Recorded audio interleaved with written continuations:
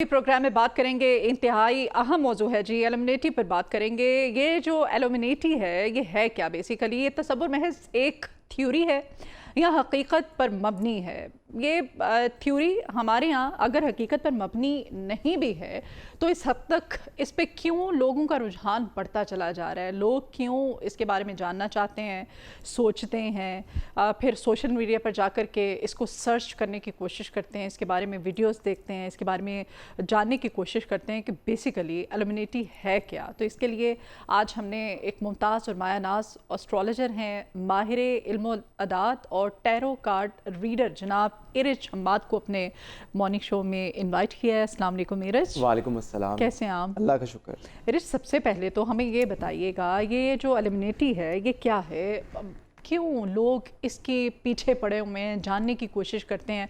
ये सिर्फ एक थ्योरी है या फिर हकीकत पर मबनी है क्या ये? बहुत ही अहम टॉपिक आप डिस्कस कर रही हैं अभी, और ये क्योंकि आपको पता है जैसे जैसे टाइम गुजरता जा रहा है और जैसे जैसे क़यामत का जो टाइम है वो नज़दीक आ रहा है, तो Illuminati basically as the word suggest, Illuminati का मतलब है इनलाइट, मतलब आपको हर चीज़ का इल्म होना। और बेसिकली ये एक मूवमेंट थी जो आज से 1756 में स्टार्ट हुई थी। एक एडम नाम का बंदा था, जर्मनी में ये मूवमेंट स्टार्ट हुई थी, और इसका पहला ऑब्जेक्टिव ही यही था कि इसने रिलीजन के अगेंस्ट होना है, इसने स्टेट के अगेंस्ट खड़े होना है, और इसने फैक्ट्स और डिफरेंट ऑकल्ट प्रैक्टिसेस, साइंस का इस्तेमाल करते करते अपनी लॉजिक और हर काम में जो है वो रीजनिंग देनी है। अब ऑब्वियसली जब आप चर्च के अगेंस्ट जा रहे हो, जब आप रिलीजन के अगेंस्ट जा रहे हो, तो आपको कोई भी रिलीजन हो सकता है, कोई भी रिलीजन हो सकता है। आपको लोग उस टाइम पे कहते थे एंटी क्राइस्ट। अब एंटी क्राइस्ट जो है वो किसको रेफर किया जाता है? दज्जाल को। तो बेसिकली ये जो इल्यूमिनाटी है, ये जो इसकी शुरुआत है, ये एक फाउंडेशन लगाई गई थी 1756 में दज्जाली सिस्टम को लाने के लिए। और जब स्टेट को उस टाइम पे पता लगा कि ये बगावत पे उतर आए हैं और ये चर्च के ख़िलाफ़ हैं, स्टेट के ख़िलाफ़ हैं, ऑर्गेनाइजेशन के ख़िलाफ़ हैं, तो उन्होंने इसके ऊपर क्रैकडाउन शुरू कर दिया था। फिर कहा यह भी जाता है कि अंडर द टेबल, अंडरग्राउंड 10 साल बाद ये सोसाइटी 1756 में जिसका आगाज़ हुआ था, वो 1766 में दोबारा से अंडरग्राउंड रहकर उन्होंने डिफरेंट ऑकल्ट प्रैक्टिसेस स्टार्ट कर दी थी। और उनका यही एक मोटिव था कि उन्होंने अपनी ऑकल्ट प्रैक्टिसेस के थ्रू, अपनी डिफरेंट रिचुअल्स के थ्रू बड़े बड़े एलीट्स को टारगेट करना है, एलीट्स को अपनी साइड पे करके उन्होंने एक ऐसा सिस्टम तैयार करना है जिससे वो दुनिया को कंट्रोल कर सके, जिसमें आपका वर्ल्ड बैंकिंग सिस्टम है, जिसमें आपका सोशल मीडिया है, जिसमें आपका मीडिया है और टेक्नोलॉजी है। अब AI का दौर आ चुका है, तो ये सारी की सारी जो सब ब्रांचेस हैं, ये उस टाइम पे इस सब चीज़ों की जो थी वो प्लानिंग हो चुकी थी। मतलब इस सोसाइटी को बनाने का मकसद ये था कि इनको टारगेट करना है। यस, क्योंकि इनको अपने अंडर करना है, कंट्रोल इनका हासिल करना है, कंट्रोल हासिल करना है, बिल्कुल ठीक। और जैसे कि आपको पता है कि ये जो फिर तो इसमें बड़े पढ़े लिखे, हाँ जी बिल्कुल, बड़े जीनियस लोग होते होंगे, बिल्कुल ऐसे ही है, कुछ चुना जाता होगा। ये तो बड़ा एक टस्क, एक वो है, बहुत ज़्यादा टफ एक टास्क है जिसको कि आपने ढूंढना है, लोगों को आपने सर्च करना है। बिल्कुल, तो ये कोई आम बंदे का तो काम है नहीं, आम बंदे का तो काम बिल्कुल भी नहीं है। और आज से तकरीबन 1992 में एक मूवी आई थी हॉलीवुड की, स्टैनली क्यूब्रिक ने डायरेक्ट की थी, eyes wide shut, Tom cruise की मूवी थी। उसमें उस डायरेक्टर ने यही दिखाया हुआ था कि कैसे एक बंदा, जो कि हीरो टॉम क्रूज को दिखाया हुआ है, वो इन सीक्रेट सोसाइटीज़ को टारगेट करता है, जाता है, और जब वो एंटर होता है एक बहुत बड़ी मैंशन में, और बहुत सारे एलीट्स वहाँ पे इकट्ठे होते हैं, पॉलिटिशियंस इकट्ठे हुए होते हैं, वर्ल्ड ग्लोबल लीडर्स इकट्ठे हुए होते हैं, एजेंट्स वाला काम, सीक्रेट एजेंट्स वाला काम। वो मास्क पहनकर जो वहाँ पे इलीगल एक्टिविटीज हो रही होती हैं, गंदगी हो रही होती है, वो सारी चीज़ें उस डायरेक्टर ने दिखाई थी।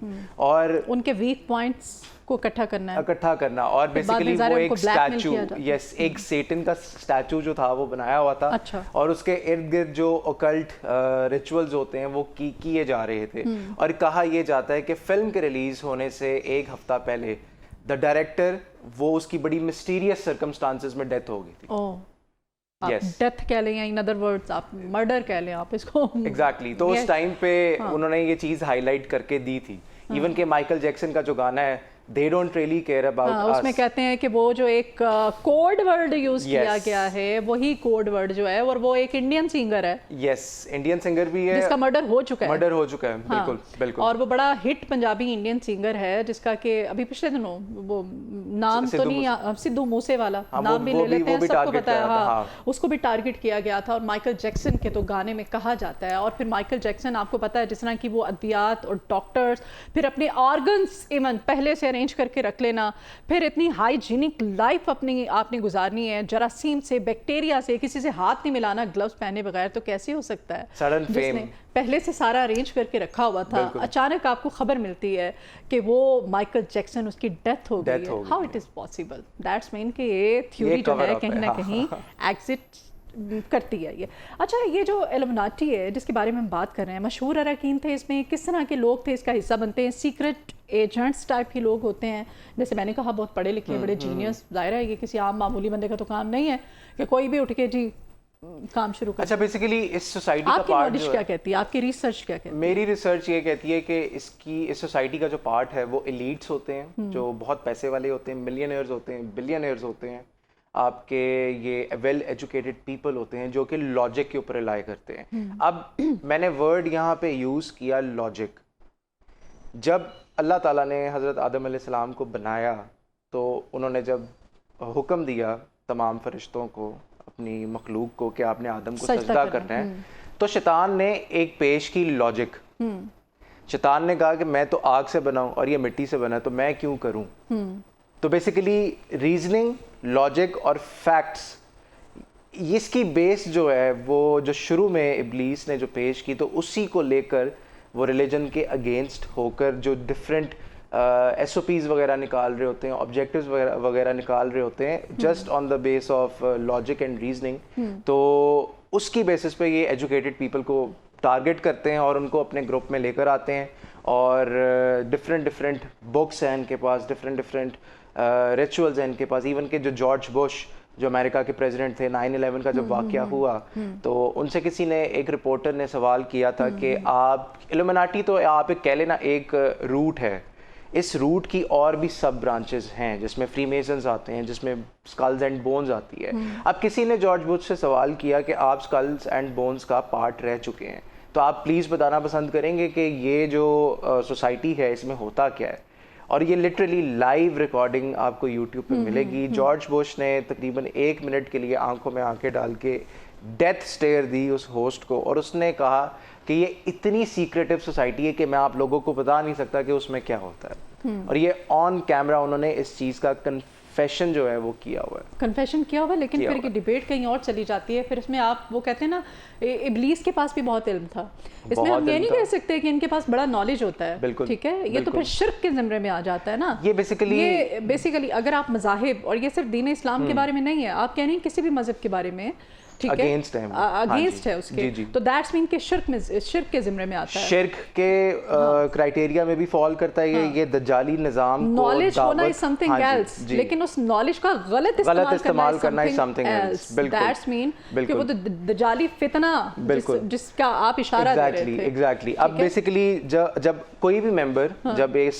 इल्यूमिनाटी का पार्ट बनने की कोशिश करता है, तो उसके साथ आपको पता है, आपने अक्सर सुना होगा टीवी पे, सोशल मीडिया पे, इवन इन मूवीज के सेटन के साथ आपका सोल कॉन्ट्रैक्ट होता है। अब वो हकीकत है, ये वो सोल कॉन्ट्रैक्ट क्या होता है? ऑब्वियसली आप एक बाइंडिंग के अंदर आते हो, आपके साथ कुछ इलीगल एक्टिविटीज की जाती हैं, कुछ करवाई भी जाती हैं जो कि एथिकली और मॉरली रॉन्ग हैं। उससे क्या होता है? उससे शैतान को ताकत मिलती है। दूसरा, आग का इस्तेमाल किया जाता है। आग, क्योंकि शैतान आग से बना है, इब्लीस आग से बना हुआ है, तो आग के इर्द गिर्द दायरा बनाकर जो भी आपकी उनकी बनाई हुई ऑकल्ट बुक है, उसके अंदर से जब वो वर्सेस वगैरह रिसाइड किए जाते हैं, तो वो कहते ये हैं कि आग एक दरवाज़ा होता है जो कि पोर्टल ओपन करता है, और उस आग का कलर जैसे जैसे वो वर्सेस पढ़ी जा रही होती हैं, उस आग का कलर चेंज हो रहा होता है। बेसिकली मैजिक, ऑकल्ट रिचुअल्स वगैरह इसमें फॉल हो जाते हैं। तीसरा, ये आपने अक्सर नोट किया होगा कि एक सेलिब्रिटी होता है, सडन ट्रेजेडी उसके साथ होती है, and right after that sudden tragedy उसका एकदम से पीक आता है। ऐसा क्यों है? मेरे पास बेतहाशा मिसालें हैं।